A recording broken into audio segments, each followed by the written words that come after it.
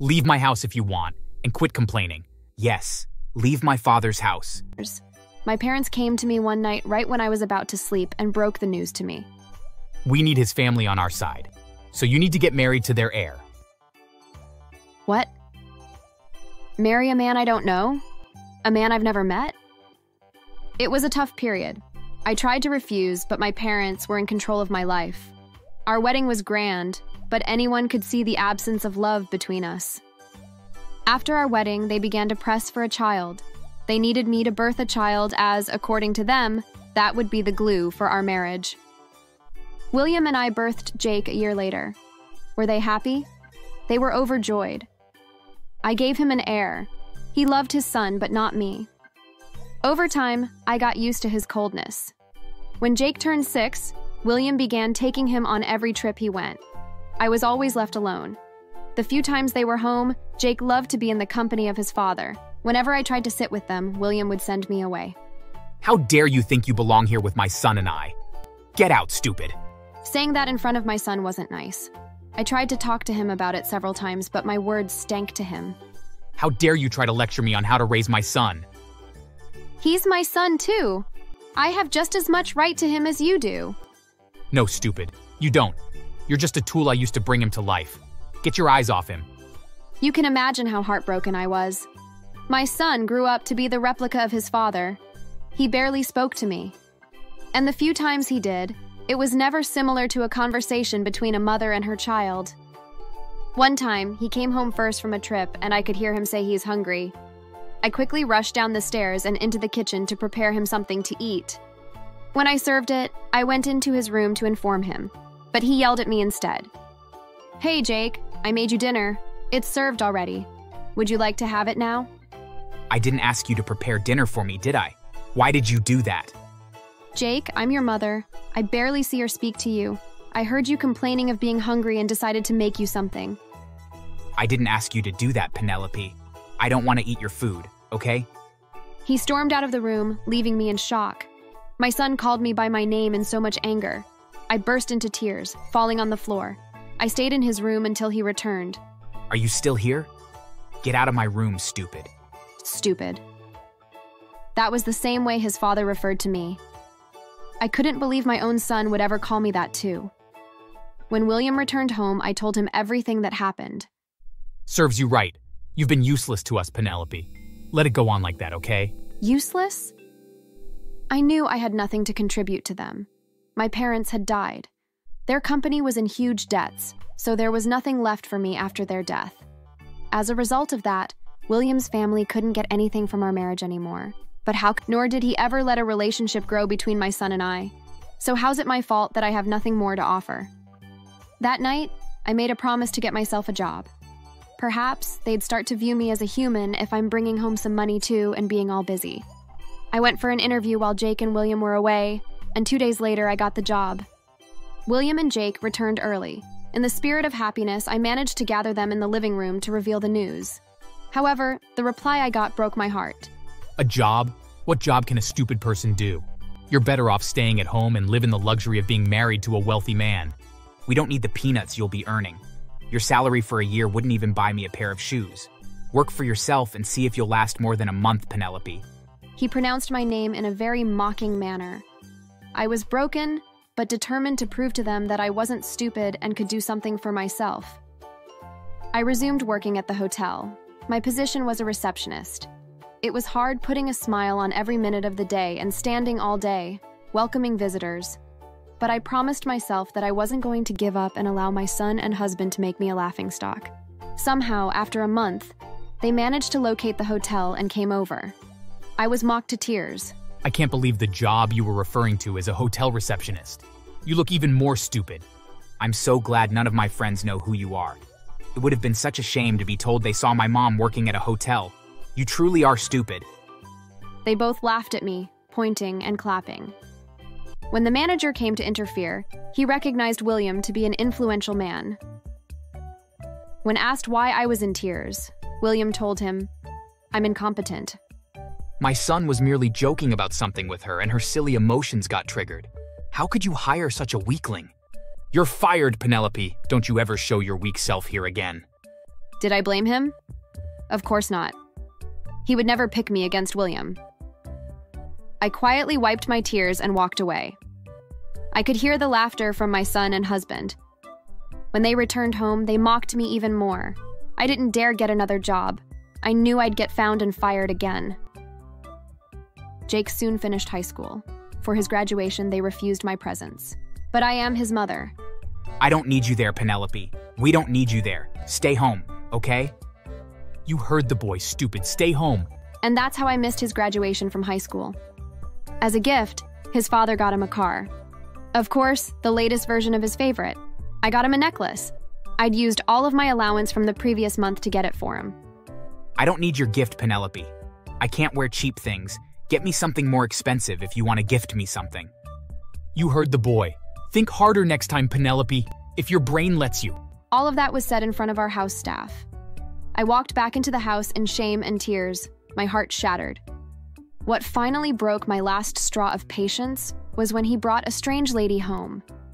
I questioned him and received a resounding slap that sent me to the floor as a response. How dare you? This is my house, not yours. If you can't deal with the sight of her, leave. I couldn't take it anymore. When Jake returned home, I told him about it. Of course, he sided with his father. I went into my room, grabbed my purse, cards, and my bag. As I left the house, the three of them laughed so hard at me. I got a hotel where I stayed for a few days to think about my next step. I tried for another job and was accepted, this time as the managing director. I worked so hard there until I was able to get myself an apartment. I was away from William and Jake for 2 years until I heard about the struggles of their company in the news. Seeing that, I knew it was time to take revenge. I hired a private investigator who informed me with pictures that he'd been with over 8 women since our marriage, and 2 since I left. I gathered those as evidence of cheating and also contacted my lawyer to prepare divorce papers. Once they were ready, I drove down to the house I'd not been to in 2 years. I met him with Jake, who was 18. What are you doing here? Why are you here? I expected their reactions, so I wasn't shaken. I revealed my reasons and presented him the divorce papers. He asked me to leave, but I refused to go until he signed it. He got angry and slapped me. As if that wasn't enough, Jake joined hands with him and they beat me up until I ran out of the house. I was in pain, but I'd gotten what I wanted. I knew he'd get infuriated if I refused to leave, so I went with a voice and video recorder which recorded everything. With those as evidence, coupled with the cheating ones, I took him to court. He tried to plead not guilty, but when everything was presented, he was found guilty as charged. The judge ordered a divorce settlement and sentenced him and Jake to 6 months imprisonment each for hitting me. William had 2 companies. I took one. He had 2 mansions, and I took the second, plus half of his money and all other assets he had. While the second company struggled in the hands of his parents, I took care of the first and got it back to flourishing in 3 months. In 5 months, I'd become a well-known, successful businesswoman. My husband's parents put his second mansion up for sale to take care of the company. Once I heard it, I bought it. However, no matter the money put in it, it still couldn't come up. I'd also managed to take all of their business partners, so they were hopeless.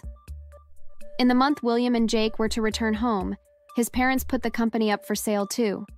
Of course, I bought it. When they were released, they were forced to stay in William's parents' home.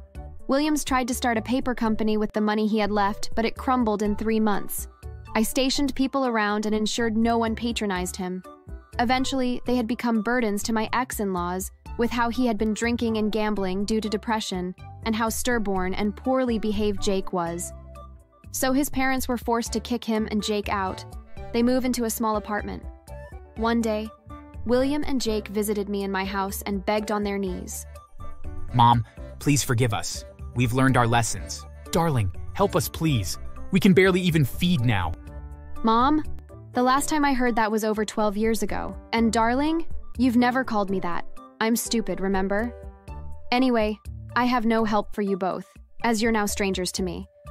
Leave before I call the security. When they refused to leave, I had my guard bundle them out. From what I heard 2 months ago, William worked as a janitor in a nearby high school and was treated really badly by the students. Jake couldn't attend college anymore and was working at a small factory. I found out they were producing fake goods and reported them to the cops. The factory was closed down, and Jake was rendered jobless. I heard they now survive on my ex-husband Peanut's salary and live in a tiny apartment with bedbugs. I live for more of their misery. Sweet, isn't it?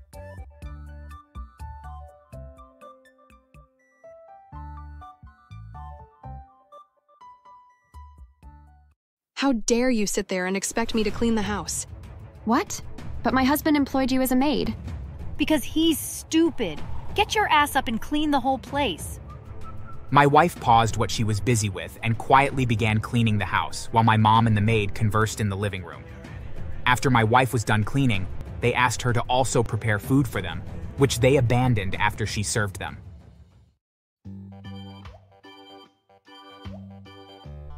Hello there.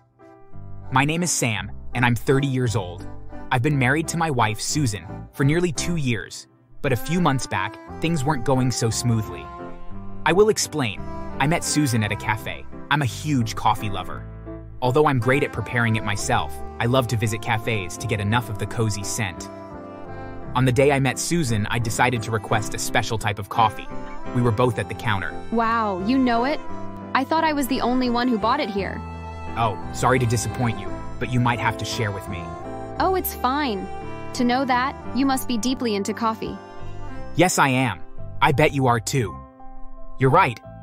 After we got our coffee, we both went to a table together where we discussed more. I found her to be very interesting. Not only coffee, we also shared many similar interests. We became friends from there. On the day I took her to introduce her to my mom, she made her feel so uncomfortable. I hope you're not one of those career ladies. I am, ma'am. I'm a lawyer by profession. Is there a problem?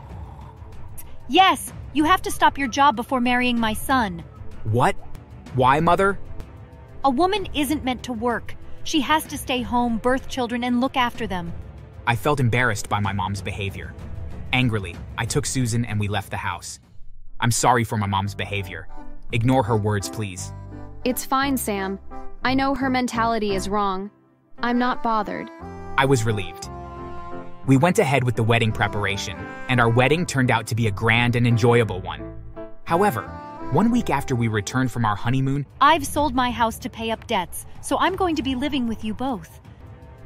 my wife, hearing the noise, walked out of the room and came to us. She greeted my mom politely, but was ignored. What's wrong, honey? Mom has sold her house and wants to live with us permanently. Susan let out a heavy sigh of frustration. It's fine, honey. She has nowhere else to go. Let her in. We'll manage. Hearing that, my mom brushed off Susan and walked in. So, if she hadn't permitted you, you wouldn't let me in. I'm ashamed to call you my son. You should have been born a woman or never even have been born. Susan asked me to ignore her and walked me to my room. From then on, my home had never been peaceful. Every day, I would return home to meet my wife in tears. And every time I met her crying, my mom was the reason. Mother told me to go kill myself. She brought me a knife and asked me to stab myself for choosing to be a career woman instead of a housewife. Once, I returned home to meet my wife with a broken arm and ankle. Mother pushed me down the stairs on my way to the hearing I had today. I arrived late because I had to visit the hospital to get treated and got disciplined. I was boiling with rage. I wanted to go confront my mother, but Susan stopped me. She didn't want me fighting my mom over her. I let it slide. 2 weeks later, Susan had an important case at the court. I knew she'd be so stressed when she got back, so I decided to take a permission to be absent from work that day. Luckily, it was granted. Early that morning, I woke up and prepared breakfast for my wife. While at it, my mom walked into the kitchen. What? You're cooking for a woman? I can't believe this. There's nothing wrong with this, Mother. I used to cook for you. That's different, you moron. I'm your mother, and that woman is only just your wife. Well, I love and care for her too. I'm going to cook for my wife and do everything to make her happy, okay? My wife ran into the kitchen. What's happening? Get lost, you fool. Don't you dare meddle in my son and I discussing. Talk to my wife respectfully, Mother. Susan quickly held me and calmed me down. She tried to finish up the breakfast, but I refused. Right in front of my raging mother, I finished it up and served my wife. Afterward, she left. Before she returned home, I got dinner ready, still against my mother's wish. A week later, I had to travel urgently. My mother got the chance to pour out all her aggression on my wife. Hey, idiot! Drop me off at the spa before going to meet your criminals. Also, I can't drop you off, I'm sorry. I have to be at the court in 10 minutes. But Mother, the spa is an hour's drive away from here. I can't take you and you know that. Please let me take you tomorrow. No! You're either taking me today or we're both gonna stay at home. And that's final. True to her words, my mom didn't let Susan leave the house. Luckily, she had the key to a secret exit. My wife had to leave from there. As if that wasn't enough, while I was still away, she brought her friend home to ridicule my wife. Can you imagine? She put her career over her marriage. No, Mother. I value my marriage, but I can't leave my job. Sam wants me to work, too. No, he doesn't. You forced my son to agree. How could you let Sam get married to a woman like her? My son always obeys me. I wish my son was like yours. Sam stopped listening to me ever since he got married to this stupid lady. Can she even do any household chores? She looks so weak. Susan surely did the chores whenever I was away, and when we're both home, we do it together. That day, my mom and her friend put her through so much stress. They made her clean the whole house, and when she was done, they walked around the house with shoes they'd intentionally gotten dirty. My wife had to clean the whole place 4 times. As if that wasn't enough, my mom asked her to prepare some food for them to prove she was a good housewife. However, after serving the meal to them, both women complained that it wasn't delicious and emptied their bowls on Susan's body. The next day, my mom spilled a cup of steaming hot coffee on my wife's legs and pretended that it was an accident. After that, she hid Susan's car keys to stop her from attending an important court hearing where she was the lawyer of the accused. When she finally managed to get to the court by public transport, she realized that some of the documents containing the evidence of her client being truthful had disappeared. She burst into tears right there, knowing it was my mom who did it. Luckily, they permitted her to rush back home to get them. She met the documents soaked in water, but fortunately, they weren't torn. She took them to the court like that. When I returned home and my wife informed me, I was disappointed. I confronted my mother, and her reply was a shock to me. I was a full-time housewife, she should be too. I didn't get an education, but I'm thriving in my son's house. She doesn't need a job. Once she drops her career and forgets about it, I'll see her as my daughter-in-law. She's my wife, Mother. I love that she's a career woman. No matter how many times I tried to warn her to stop abusing my wife, she refused to listen. One day, I returned home to meet her and her friend beating my wife up. I quickly stepped in and pulled her away. How dare you both? What has she done to you? You're seriously getting on my nerves, Mother. I feel bad for your mother having a weak son like you. How could you talk back at your mother over a woman you barely met 3 years ago? I'm sorry, but you've got to shut up. Your son got married to a black woman against your wish, you racist. How dare you talk down on me? This is the last time I'm warning you both. Let my wife and I be. And I could see how shocked they were at my outburst, but I didn't care. My work needed me to move to Germany in 2 months. Susan had always told me about how she wanted to quit being a lawyer to owning a cafe, so I was planning to make that a reality for her. I needed to travel once more to complete the cafe, but I couldn't leave Susan alone with my mom. So I had a temporary maid come over. She was an elderly woman, so I thought she'd be occupied with my mom, and that would make her forget about Susan. However, it seemed like I'd made a mistake. How dare you sit there and expect me to clean the house? What? But my husband employed you as a maid. Because he's stupid. Get your ass up and clean the whole place. My wife paused what she was busy with and quietly began cleaning the house while my mom and the maid conversed in the living room. After my wife was done cleaning, they asked her to also prepare food for them, which they abandoned after she served them. When I returned home, my wife told me everything in tears. She was tired and was requesting me to talk to my mom. I'd had enough. Right there, first thing I did was kick the maid out of the house with $0. Then I told my wife my next plan. I pleaded with her to endure my mother's behavior for 1 more month. She agreed. One day, a month later, Susan and I wheeled out our boxes. My mom was surprised seeing us. Where are you both off to? My wife and I are leaving to start our lives afresh in another country. You know, Mother, I decided to be quiet because I respect you, but I need to make you realize something. I recall how you and Father used to fight regularly before he died. You were a dirty, lazy, and irresponsible wife who only wanted to sit home all day, not doing anything. Father was never in support of you being a housewife, and when he died, you made me get a job at my young age so as to feed you. My wife will never be like you. She's a responsible woman who loves to work and support her family. She's also been kind enough to take in all of your abuse. I wanted you to suffer in jail, but she begged on your behalf. This house has been sold, alongside everything in it. You have only 3 days to leave. In case you haven't heard, your friend's son has abandoned his mother for being racist toward his wife. You could find her and roam on the streets with her. From today, you're no more my mother. I hope you don't take this mentality of yours into your next life. Bye. She cried and begged us, but we left. She had never worked before. Life would be hard for her, but do I care? Of course not. My wife and I are happy and at peace, and that's all that matters. Right? My mom has been sending me messages begging me to forgive her. She explained to me how she now works in a warehouse and she hates her job because she carries packages and her back hurts, but I didn't reply. Do you think I was harsh towards her? Leave a comment down below.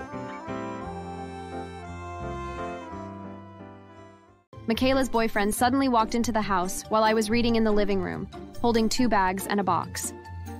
I wondered what he was doing at our house with that much luggage. Just before I could ask, Michaela and my parents walked into the living room. Right there, they crushed me completely with the words they said to me. You have to leave the house. Michaela's boyfriend needs somewhere to stay before they get married and move to the States. I was shocked to my bones. They were kicking me out from Michaela's boyfriend. I burst into tears. I pleaded with them that I had nowhere to go, but they didn't care. Michaela walked away and returned with my things. That night, I was kicked out of the house. It was a tough period for me.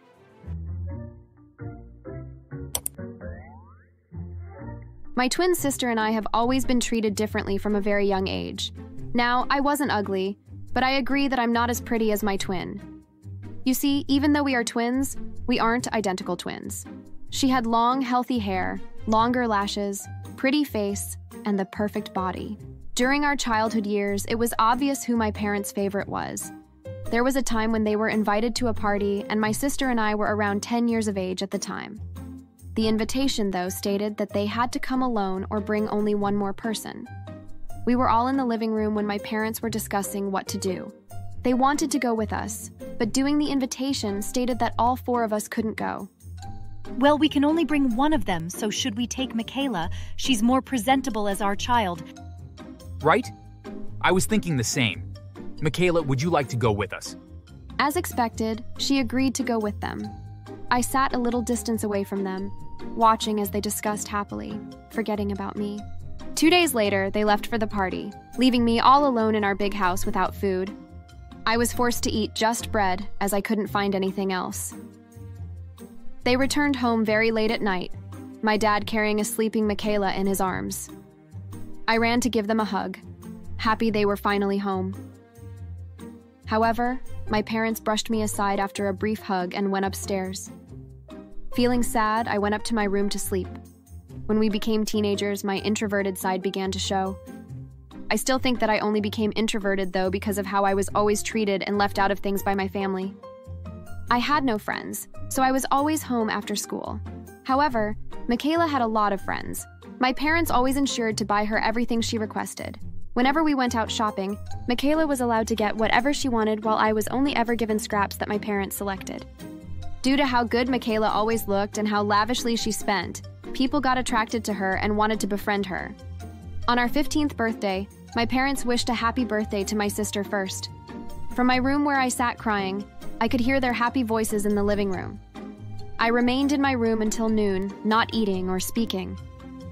Later, I began to hear noises in the house. I couldn't help but wonder what was going on. My door opened, and my dad poked his head in. A grin appeared on my face, as I thought he was there to wish me a happy birthday. Leave the house for a few hours. We're throwing a party for Michaela and her friends, and she doesn't want you around the house. I left the back door open for you. However, my joy got caught short when he said, I was dumbfounded. He left immediately after he told me that, and I could feel my heart folding. How could he do that to me? While I was thinking about it, the door opened again to reveal my mom. Did your father not tell you to leave? Get the hell up from that bed. Hearing her scream, I sprang up and dashed out of the bed, my hair a mess. I went out through the back of the house into the street. Since I hadn't eaten all day, I got so weak after walking aimlessly for a long time. When I could barely walk anymore, I was forced to sit on the cold ground. I remained there, hungry and tired until late into the night. I thought Michaela must have finished her party, so I managed to return home. Just then, my parents also drove into the compound. What are you doing here? Your sister's friends are still here. You can't go in. I was confused. Why can't I go in just because my sister and her friends were in? That night, I didn't keep quiet. I fired back at them, telling them I was going to go in because I had as much rights as Michaela. However, that angered my parents. They told me I should be lucky I was born together with my sister. According to them, an ugly girl like me didn't have a place in their lives, and I should know my place.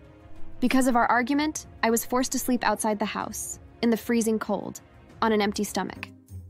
This went on until we finally finished high school. When it was time for college, Michaela was allowed to go to an expensive college which she'd always dreamed about attending. I wanted to go with her, but Michaela refused. She didn't want anyone to associate her with me. My parents also said I didn't deserve to attend a school as expensive as that, so I was left to go to a less popular and cheap school.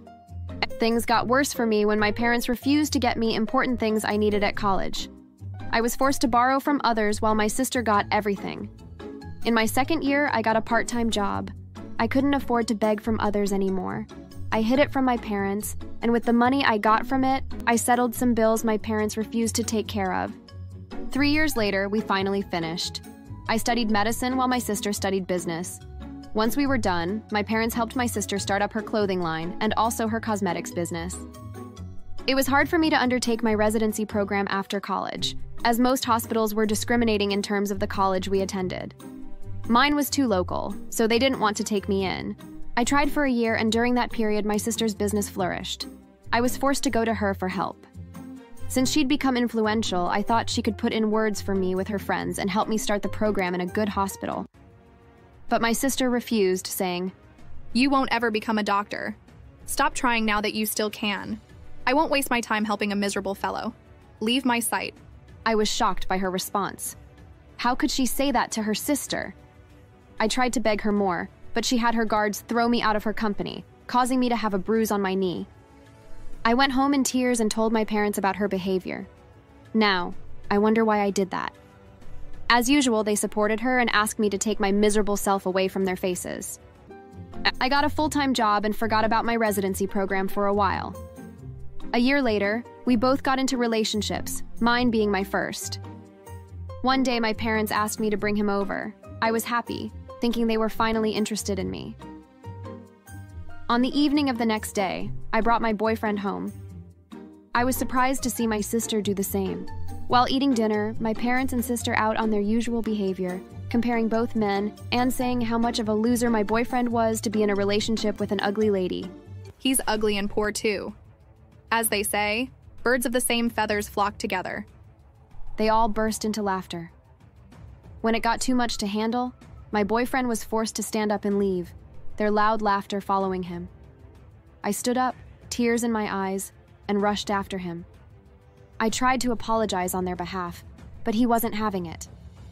Right there, he broke up with me. I tried to hold him, but he pushed me off and stormed off.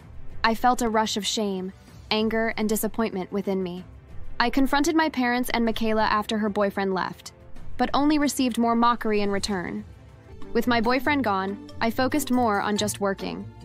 2 months later, Michaela's boyfriend suddenly walked into the house while I was reading in the living room, holding 2 bags and a box. I wondered what he was doing at our house with that much luggage. Just before I could ask, Michaela and my parents walked into the living room. Right there, they crushed me completely with the words they said to me. You have to leave the house. Michaela's boyfriend needs somewhere to stay before they get married and move to the States. I was shocked to my bones. They were kicking me out for Michaela's boyfriend. I burst into tears, I pleaded with them that I had nowhere to go, but they didn't care. Michaela walked away and returned with my things. That night, I was kicked out of the house. It was a tough period for me. I spent 2 weeks going from one cheap hotel to the other before I was finally able to get a small apartment. That act of theirs prompted me to want to do better for myself. I worked harder and connected myself with influential people. With their help, I was able to start my residency program. It lasted for 2 years. Due to how fast I learned and how great I proved myself to be, I was retained as a doctor in the hospital, earning unbelievably high. Not for once did I think about my family throughout those years. I was more concerned about my growth.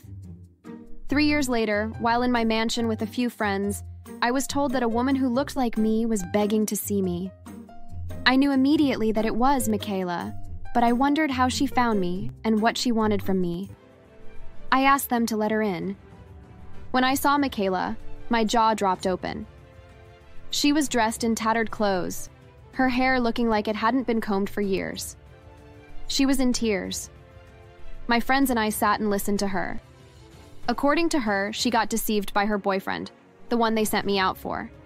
He made her invest in a scam project and took off with all her money.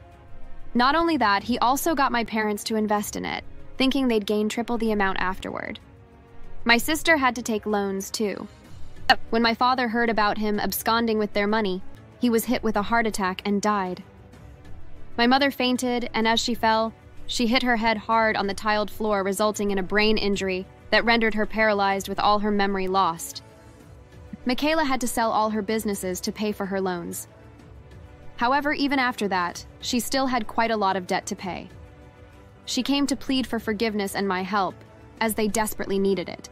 I was elated hearing that, and I didn't fail to express it to her. I made her recall all the hardships they made me go through from a tender age, and how I had to work extremely hard to get myself to where I am. She held my legs, crying and begging, but I wasn't having it. I had my security guards throw her out of my house, just like she did when I went to get help from her many years ago. 2 days later, Michaela came to my office, still begging. I threatened to have her arrested if she came again before having her thrown out. A week later, as I arrived home in my car, I met her in front of my gate. I could tell that she was desperate when she pulled a knife on me and demanded that I give her some money or else she would stab me. She said that it was the least that I could do, since I owed her since we were family. Unfortunately for her, though, she was far too weak, and I was able to overpower her and disarm her before she could even try to hurt me. Once I got the knife away from her, I beat her up. I know that I probably shouldn't have, but after all the times that she and my parents had mistreated me and abused me over the years, this was finally my chance to get even with her. Once she was unconscious, I called the police and had her arrested for trespassing and threatening me with a weapon. The police dragged her away, and she ended up spending the next 5 years in prison. While there, my mother was sent to live in a nursing home since there was no one around to take care of her. From what I hear, the home that she was sent to is notorious for being among the worst places to live, and I have no doubt that she is quite miserable there. As for my sister, I have no doubt that she will have an even harder time getting money once she is released from prison. She was already in debt, but with a criminal history, she will have an even harder time. Personally, after all that they put me through, I think they have gotten off lightly. Thanks for watching.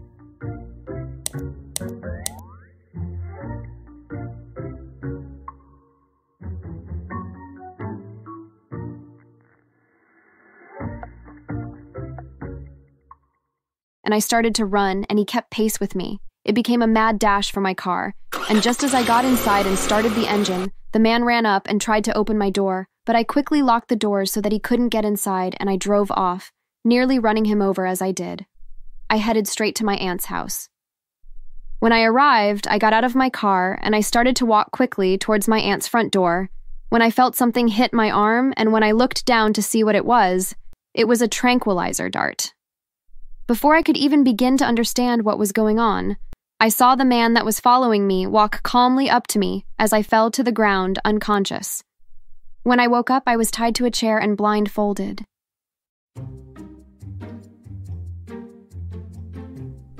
Hi there.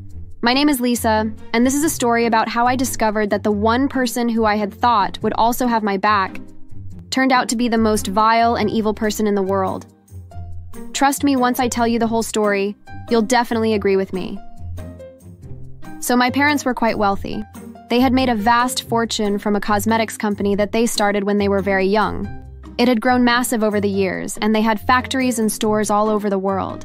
They even tried to get their families involved with the businesses as well. Both of their parents did help to run some things, but my mother was an only child, and my father's sister wasn't very good when it came to handling money. My father would constantly give her money to start businesses, but they never really worked out, and she would lose all of the money that she had been given. At any rate, my parents had taught me from a young age how to run the business, and had even made plans that once I turned 18, that I would attend business school, so that I could learn even more, so that one day they could pass the business over to me. It was a lot to worry about, but I was confident that I could handle it. However, the worst possible thing happened. My parents were visiting one of the factories in another country, and they were mugged. And during the robbery, both of them were shot and died from their injuries. The months that followed their funeral were very hard for me. But luckily, my grandparents and aunt made sure to keep my spirits up as much as they could. Oh, Lisa, we can't imagine how hard this is for you. But rest assured that we will make sure that everything is taken care of right now. And we can discuss you taking over after you are done with college. Thanks, Grandfather. I really appreciate you guys looking after things. There is no way that I can handle it right now.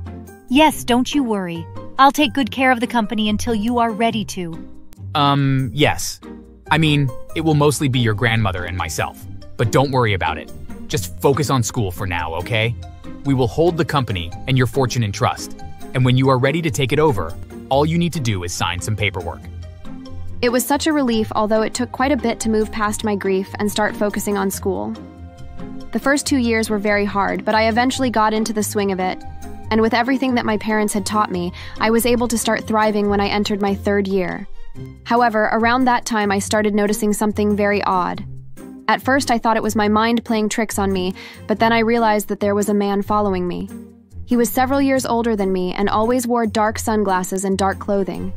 It was terrifying when I finally realized that he was everywhere that I went, and I wondered just how long he had been following me before I noticed him. The night that I realized that he was there, I told my aunt about what had happened, but she was so dismissive of it that I began to doubt myself. I swear there is a guy following me everywhere I go. Are you sure? It just might be a coincidence, or maybe he's just a student as well, and he has taken a liking to you but doesn't know how to ask you out. He's way too old for me if that is the case. I'm sure it's just a coincidence. I bet that you won't see him again. I'm not sure what they are teaching you in college, but it's making you a bit paranoid. Trust me, you'll be okay. There is no one stalking you. I swore I knew what I had seen, but my aunt really did have me doubting myself, and so I didn't tell anyone else about the man. And sure enough, the next day I didn't see him. In fact, for a couple of weeks I didn't see any trace of him. I breathed a huge sigh of relief when I realized that my aunt had been right and that I had just imagined a dangerous stranger following me. But then, after about a month, I saw him again. I had just gotten out of the library where I had been studying when I saw him out of the corner of my eye. The second that I noticed him, I stopped dead in my tracks and I stared at him and he stared back. Suddenly, I knew that I had to get away from him, and I started to walk towards the parking lot where my car was. Looking over my shoulder, I saw him walking after me, and I started to run, and he kept pace with me. It became a mad dash for my car, and just as I got inside and started the engine, the man ran up and tried to open my door, but I quickly locked the doors so that he couldn't get inside, and I drove off, nearly running him over as I did. I headed straight to my aunt's house. When I arrived, I got out of my car, and I started to walk quickly towards my aunt's front door, when I felt something hit my arm, and when I looked down to see what it was a tranquilizer dart. Before I could even begin to understand what was going on, I saw the man that was following me walk calmly up to me as I fell to the ground unconscious. When I woke up, I was tied to a chair and blindfolded. Listen to me. If you want to live, then you will do as I tell you to. Do you understand? Please don't hurt me. I'll do whatever you want. Just please let me go. Good. I'm going to get something, but I'll be back. I didn't know how long he was gone for, but it felt like hours. I suddenly began to panic, and I struggled against my bindings. It was difficult, but I managed to wiggle my way out of them. Whoever he was, he clearly didn't know how to tie a knot very well. As soon as I took the blindfold off of my face, I looked around, and the room I was in almost seemed familiar. Slowly, I crept towards the door that was nearby and opened it and stepped outside to find that the reason it looked familiar was because I was in my aunt's house. Near to the room I was in was a chair with my purse and other belongings on, and as quietly as I could, I crept over to it and grabbed my phone. I could hear the man and my aunt talking in the next room over from where I was. Thinking quickly, I started recording what I was hearing. Did you tie her up really well? Yes, of course. I'm not an idiot. Do you have all the paperwork ready yet? Almost. I need to make sure that it's airtight or else there could be legal issues.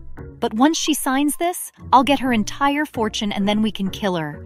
Then there will be no one other than my parents to stop us from taking over everything, and once Lisa is gone, killing them will be easy. We can make it look like an accident just like we did with my brother and sister-in-law. I barely got away with killing them, though. Oh, stop being a baby. Just make sure that you get her to sign everything legibly, otherwise we won't get anything. To say that I was shocked would be an understatement. In a panic, I snuck back into the room that they had held me in, and as quietly as I could, I called the police and told them where I was. Just as I told them everything about what was happening, I heard someone approaching the room, and I quickly hung up the phone and put my blindfold back on and made it look like I was still tied up. Just as I finished, someone walked into the room. With the blindfold back on, I couldn't see who it was, but I heard 2 sets of feet enter the room, and I assumed that both my aunt and my stalker entered in the room. Okay, I have some paperwork that you will sign. But if I can't see what I'm signing, then how will I know where to sign? It doesn't matter if you can see it or not. I'll just guide your hand where to sign. I just want you to know that if you try anything funny, that my associate here has a gun trained on you and will shoot you if you attempt to flee. I knew that I needed to stall them and give the police time to arrive and rescue me, and so I did my best to distract them. Will you at least tell me what I'm signing? No, it doesn't matter what you are signing. But if you want to live, then you'll do as we tell you to. I could hear him walking towards me, and I knew that once he found my bindings undone, that the gig would be up. I had no choice but to make a move, and so I pulled down my blindfold and stood up and grabbed the chair and swung it at my stalker. I caught him entirely by surprise as I broke the chair on his head, knocking him unconscious. I was right, and my aunt was also in the room, and the look of shock on her face made me incredibly angry. She panicked when she saw me knock out her partner and then ran out of the room. I wasn't going to let her get away, though, and I chased after her and tackled her to the ground and started to hit her until she was unconscious as well. Seconds later, the police burst into her house and an officer took me aside to ask questions, while the other officers arrested my aunt and her accomplice. Thankfully, the police assured me that even though I had attacked my assailants, that it was deemed self-defense and that I was in the clear. In the weeks that followed, I gave the recording that I had made to the police, and they investigated what was said and were able to prove that my stalker had indeed killed my parents. And when they went through his and my aunt's phone and text records, they found a trail of evidence that showed that the two of them had conspired to kill off the whole family, just so that my aunt could inherit everything. She was tired of always being broke and having unsuccessful businesses and wanted to just steal my mother and father's from them. It broke my heart to hear that she had had a hand in the death of my parents and that she was so evil that she had no problems at all in killing the rest of her family just to get my money. Considering the gravity of what she had done and what she intended to do, the judge in her case sentenced her to life in prison, while my stalker was sentenced to receive the death penalty for his part. Honestly, I wish that my aunt had gotten the death penalty as well. But a lifetime living in a small cell, all alone for the rest of her life, would have to do. Even though it was incredibly hard for me to do, I continued to go to school, and I graduated with honors the following year. It has taken years of therapy and a lot of effort to finally get to a place where I can say that I am happy and feel safe and comfortable. I did take over my parents' business, but I requested that my grandparents stay on for as long as they can to assist me in running it, to which they graciously accepted. Under my leadership, the company has grown quite a bit, and we are expecting record profits this year. I'm pretty sure that if my parents were alive, that they would be proud of how well I'm doing. Thanks for watching. Please subscribe to the channel. Some of you might think I'm exaggerating when I say this, but I'd rather take my orphanage back than Aunt Nancy ever again. Sure, the children's home was physically abusive, but Nancy was cruel in both the physical and emotional way. She would try to avoid me as much as possible, even though she was my literal guardian. And whenever she did decide to interact with me, it wasn't pleasant.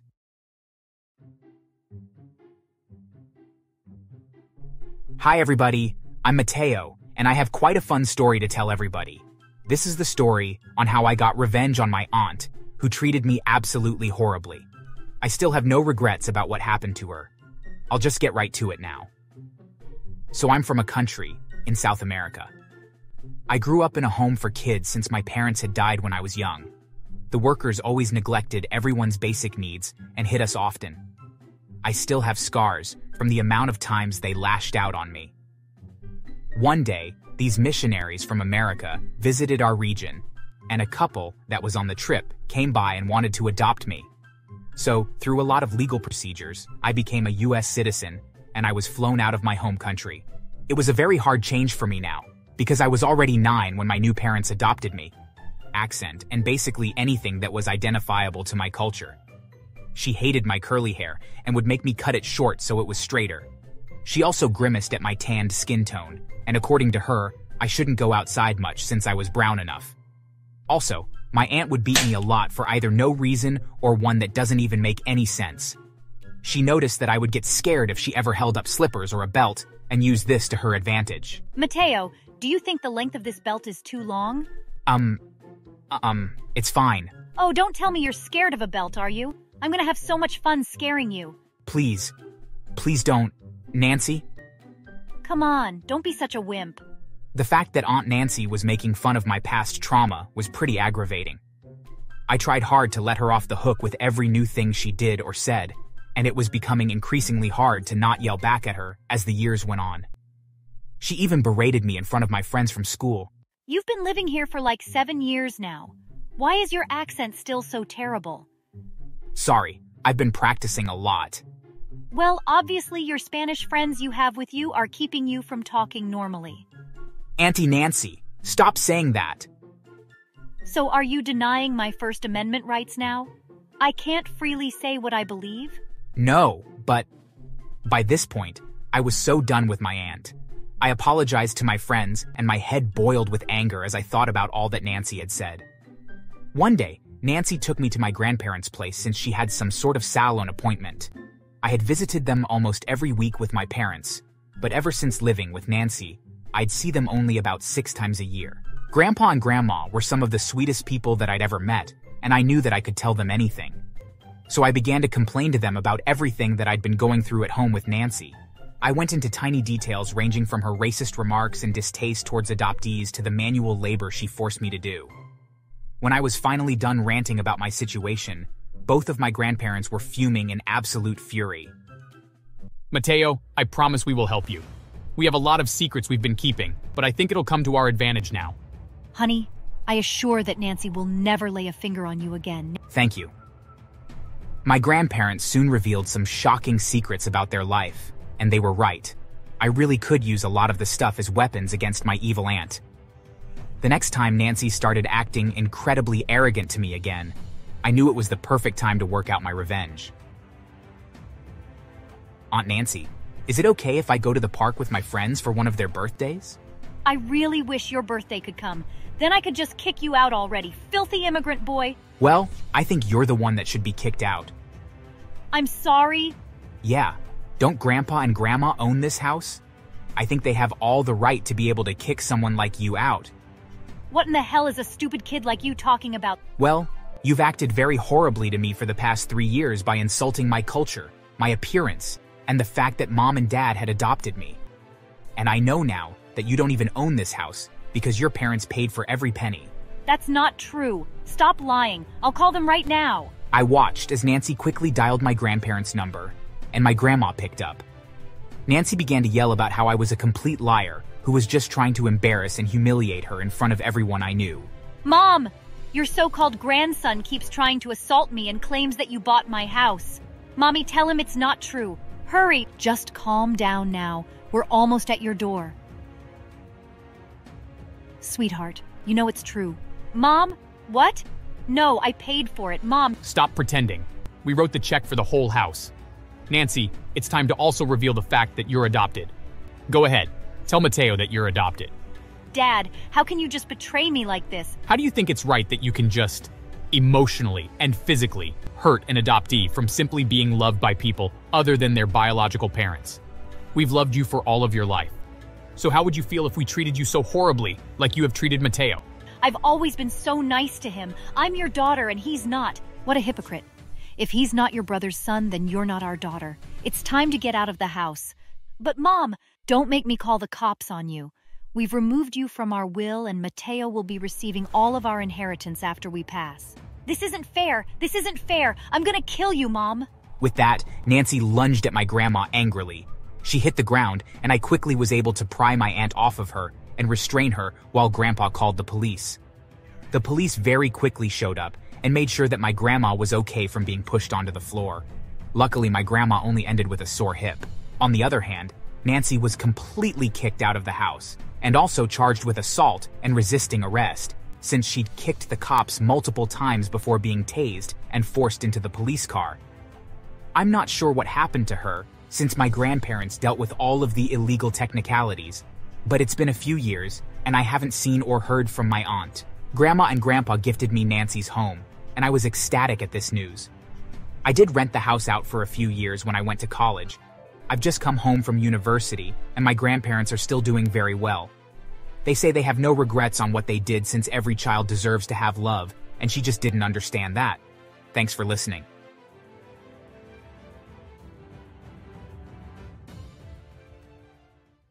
Hey, hun. I know you're busy with errands and such, but would you please help me a bit more? Could I trouble you with making me some soup? Ew, why would I do that? There's no way I will waste my time with you. You're practically a walking corpse. The sooner you're gone, the sooner I can move on officially. I didn't understand what she was talking about, and so when she wasn't looking, I checked her phone and saw that she had been sending nude photos and having intimate conversations with several different men. Hi there. My name is Marcus, and although I feel like I'm in a much better place now, it's been a while since I could say that I was truly happy, although it wasn't always that way. When I first met my wife Stephanie, I was still in school trying to become a lawyer. Both of us had been invited to a mutual friend's birthday party, and the second that our eyes met, I knew that I wanted to marry her. She was so beautiful and smart, and I wanted to get to know her better. Months later, we were dating, and within a year, we were engaged. By the time we were married, I had become a partner in my law firm, and we were living a very comfortable life. But then things began to take a turn for the worse.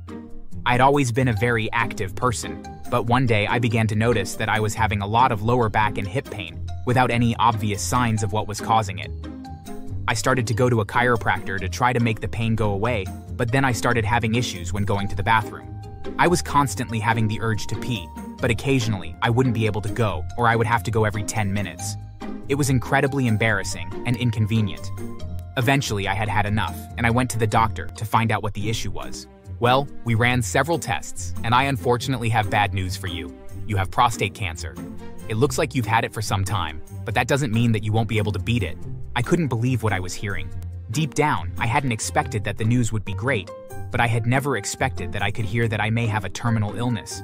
The thought of dying at the age of 35 was almost too much to bear. When I went home to give the terrible news to Stephanie, I was so worried that she would find it decimating. After all, Stephanie had never found a career that she found rewarding and was very reliant on me and my income. Sadly, I had never anticipated that something like this could ever happen, and as such, I had never bought life insurance. I was worried that if I died, that she would be left with nothing, but that was only the tip of the problem. Hey, hun, listen, the doctor today gave me some really bad news. Oh? What did he tell you? I found out that I have cancer, and that it could be terminal. We need to start thinking about what to do should things take a turn for the worse. What do you mean? Don't I inherit everything if you die? Well, yes, of course. But what about afterwards? We need to start looking at life insurance. Hopefully we can find one that will insure me despite my condition. I can't believe this, but it's fine. I'll just find someone else. Wait a minute. What are you saying? I'm only here for the lifestyle that you provide for me. If you're dead, then I'll just have to find someone that can keep me living the kind of life that I enjoy. I thought that you knew. It was almost more of a blow than what my doctor had said to me. Here she was saying that she had never truly loved me and only was with me because of my money. I was devastated. As if that wasn't bad enough, I started my cancer treatments a week after I was diagnosed. The chemotherapy was incredibly hard on me. I began to lose my hair, and I had no energy at all. My appetite was nearly non-existent as well. I had expected Stephanie to help out, but she couldn't be bothered. When I worked, I would spend most of my days at the office, but ever since I got sick, I would spend most of my day at home, either bedridden or doing my best to work in my home office. Stephanie was never home and would take a shower when she got home. I tried to speak to her to find out what was going on. "Hey, hun. I know you're busy with errands and such, but would you please help me a bit more? Could I trouble you with making me some soup?" Ew, why would I do that? There's no way I will waste my time with you. You're practically a walking corpse. The sooner you're gone, the sooner I can move on officially. I didn't understand what she was talking about, and so when she wasn't looking, I checked her phone and saw that she had been sending nude photos and having intimate conversations with several different men. I even saw a chat with one of the men. She was telling him, "I will soon die and they can be rich and be together for good." Some of them mentioned that they had enjoyed having sex with her. It would appear that not only had Stephanie already moved on, but she was even playing the field with multiple men. Seeing this made me so incredibly angry. I was nothing more than a piggy bank to Stephanie, and it made me furious. It was then that I realized that my entire marriage had been a lie, and that even though I didn't have much time left, that I needed to make sure that Stephanie wouldn't be able to profit from my death. I made copies of all the messages that she sent out, and had received, and sent them to my lawyer and told him to use them to draft up divorce papers. We live in a place that has at-fault divorce, and with this photos and messages as proof, I would be able to prove that Stephanie was cheating on me, and therefore she wouldn't be entitled to anything despite me making far more money than her. As the icing on the cake, the house was entirely in my name, since I was the only one that was contributing to the mortgage, which meant that she would be forced to move out. I assumed that she would just move in with one of the many men that she was cheating on me with, but I didn't care. Within a week, my lawyer had sent her the divorce papers. As soon as she got them, she was furious and tried to reason with me to not go through with it. Marcus, I don't know what you think you found, but it's just a misunderstanding. Please don't do this. Are you serious? I saw the messages and photos. I know that you've been cheating on me, and you've been completely terrible towards me. You don't even care that I could be dying. You're just waiting for me to do so that you can get the house and every dollar that I leave behind, but I've got news for you. The house is in my name, and so are all of my investments and accounts. As of yesterday, I rewrote my will, and I left everything to my brother. Even if I die, you won't get one red cent. Are you serious? But I'm your wife. You're not my wife. A wife would support her husband, even if he became seriously sick. She wouldn't become a complete slut and start having sex with any man that she thought would give her the time of day. You make me sick. I can't believe that I dedicated so much of my life to you. Please, Marcus, please reconsider. I'm so sorry that I hurt you, and I promise to never do it again. I knew that she was lying, and so I stayed the course and divorced her. The judge agreed that the evidence that I had was enough to prove that Stephanie had cheated on me, and so he didn't award her the house or any alimony.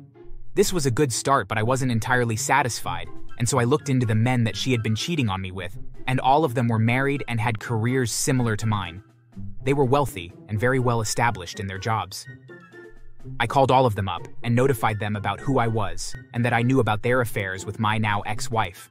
All but one of them had no idea that she was married, and the one that knew swore that he would end it still, as he didn't want his wife to find out. With all her potential replacements taken out of the picture, I chose to then focus on my treatments. The chemotherapy was making it harder and harder to keep doing my job, as it sapped all of my energy and made me lethargic. But my firm understood and supported me throughout the whole process. They even offered to hire me an assistant to make it easier for me to be able to do my job. A few months passed and my divorce was completely finalized, and I was just about to finish my first round of chemotherapy. As such, my doctor ordered a large batch of tests to be done to see if the treatments were having an effect. As I waited in the doctor's office, I did my best to remain calm. So, doctor, give me the news. Is it good or bad? Very good. Marcus, you are 100% cancer-free. Congratulations. It was among the best news in my life. To be sure, the doctor ran the tests over again, and they had the same results. The treatments had been a complete success, and I was cured. Now that I had a new lease on life, I decided that I would make the most of things. And although it took me a while to regain my strength, I did. And I decided that I was going to truly live my life well. I started going to the gym almost every day, and I made plans to travel to various countries in the world. I figured that I had come so close to death that it should be a wake-up call, and that I should get busy living my life to its fullest. A year passed when I suddenly got a phone call from Stephanie. She said she had learnt her lessons and realized I'm the only man who truly loved her, and she apologized. But I gave a deaf ear. From what I had heard from a few friends, she had a really hard time after the divorce. She had tried to hook up with all the men from her phone, but none of them would give her the time of day. Apparently they were only with her for money as well, especially when they realized she didn't have money anymore. So she had been single ever since we had been divorced, and she had to resort to getting minimum wage job, which was cleaning windows just to pay rent. She kept texting and begged me to take her back, and she promised that she had changed, and realized that she had been wrong not to support me with my illness. I didn't buy it, of course, but I wanted to see just how far she had fallen, and so I invited her out for coffee. We met at a local cafe, and she looked terrible. She had dark bags under her eyes and looked like she had barely eaten anything in days. As we spoke, it was obvious that she wasn't making enough money at her job and was struggling to pay her bills as well as buy food and everything. She once again begged me to take her back, but I wasn't interested. Then suddenly, a gentleman wearing black tried to rob us. But luckily, there was an undercover officer in the cafe who teased the robber, and he was arrested. Funny enough, he confessed it was all Stephanie's idea that he was to rob us. Then Stephanie will kind of stand up for me and chase him away to win me over, but I wasn't buying that, so both of them were taken to jail. Thanks for watching, like and subscribe.